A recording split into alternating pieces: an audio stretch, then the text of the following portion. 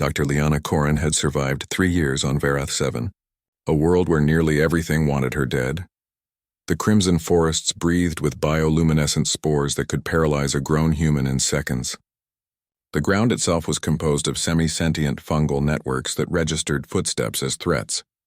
And the apex predators, the Verath stalkers, were 7 foot tall, 6-limbed nightmares with metallic black exoskeletons and jaws that could shear through titanium. Yet here she sat, completely still, staring down at her forearm where something warm and surprisingly soft had wrapped itself around her wrist. Rook, the stalker cub, had fallen asleep mid-climb. Liana had been cataloging spore samples at her field station's observation deck when she'd felt the first tentative touch. She'd frozen immediately, her xenobiologist training overriding every human instinct screaming at her to run. In the 3 years she'd spent studying Verath's ecosystem, she'd learned one critical truth. Sudden movements meant death. But this wasn't an attack. The cub, no larger than a house cat, though infinitely more dangerous, had apparently decided that Liana's arm was the perfect climbing structure. Its 6 legs, each ending in retractable claws sharper than surgical scalpels, had gripped her sleeve with surprising gentleness. She'd watched in fascination as it hauled itself upward, its movements clumsy and unpracticed. Halfway up her forearm, Rook had simply stopped.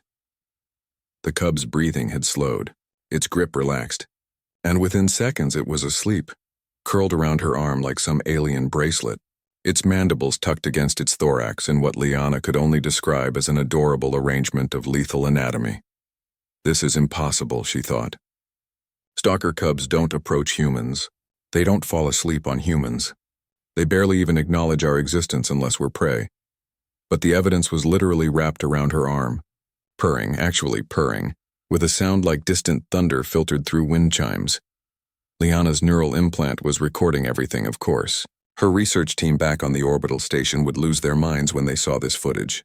Stalkers were considered untrainable, utterly hostile to any non-Verath lifeform. The Galactic Council had classified them as Category 9 hostile fauna, one step below planet-sterilizing threat. Yet here was Rook, snoring softly against her pulse point. The rational part of Liana's brain was already formulating hypotheses. Perhaps the cub was orphaned, desperate for any form of contact. Perhaps it had imprinted on her after weeks of her observing the pack from a distance. Perhaps this was some bizarre stalker behavior that no one had documented because most researchers didn't survive close encounters.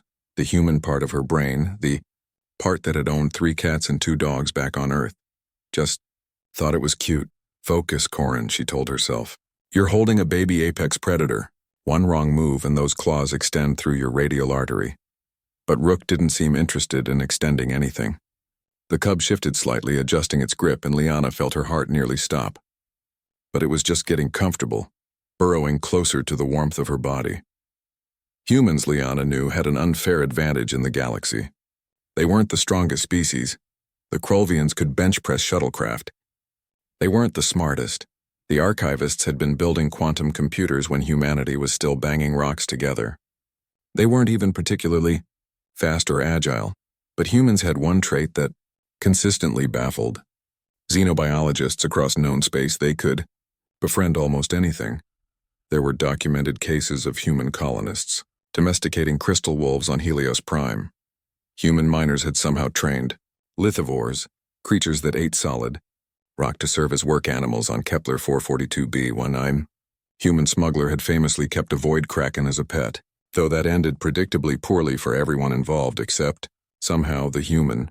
The Galactic Council had theories, human pack-bonding instincts, persistence hunting evolution, creating unusual empathy patterns, the psychological need to categorize everything as either friend or food, with a strong bias toward friend. Liana preferred simpler explanation. Humans were just really good at seeing something dangerous and thinking, but what if I pet it? And now she was apparently extending that peculiar human gift to a creature that could decapitate her with a casual swipe. Minutes stretched into an hour. Liana remained motionless, hardly daring to breathe. Her back ached. Her arm was going numb, but she didn't move. Through the observation deck's transparent dome, she could see the crimson forest stirring with bioluminescent life. Somewhere out there, Rook's pack was hunting. Adult stalkers moving through the undergrowth like shadows with teeth, taking down prey twice their size with mechanical efficiency. They would come looking for the cub eventually. And when they did, Liana would have approximately 3 seconds to prove she wasn't a threat before they tore through the station's defenses.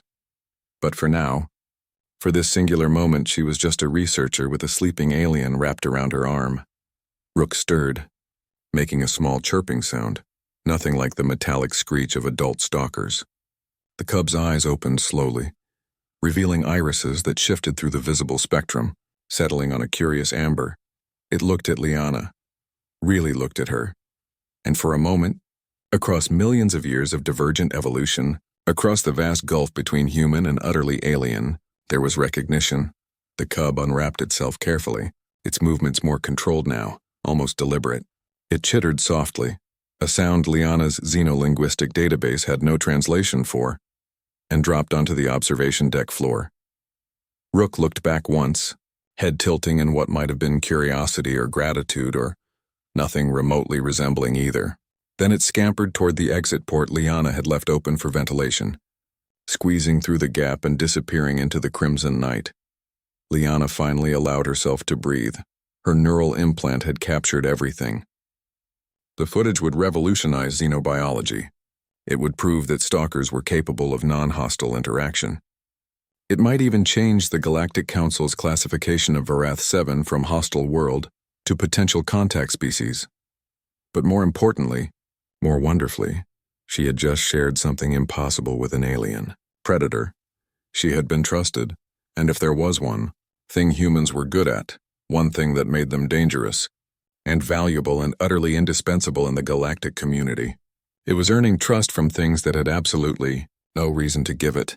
Liana smiled, flexing her arm, feeling the phantom weight of Rook's small body.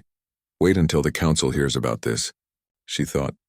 Somewhere in the Crimson Forest, a young stalker rejoined its pack, carrying with it the scent of something strange and warm, something that didn't run, something that had simply waited.